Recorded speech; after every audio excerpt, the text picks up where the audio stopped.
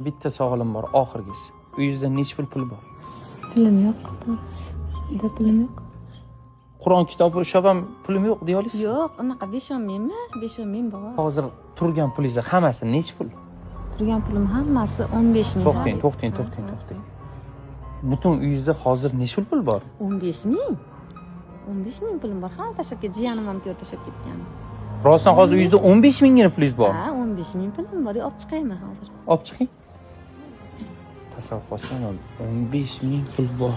Shu holatda yashab, shu joyda yashab, qizini boqib, mayli och qolsam ham, mayli nima bo'lsa ham, faqat qizimning sog'lig'i yaxshi bo'lsin bo'ldi deb Allohga nolamayotgan shu ayolni ko'ryapsizlar.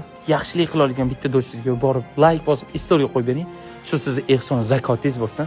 Shundan boshqa pulingiz yo'q. Yo'q, bor bo'lsa chiqaman. Nimaga siz mendan pulni olib ketamidingiz aka?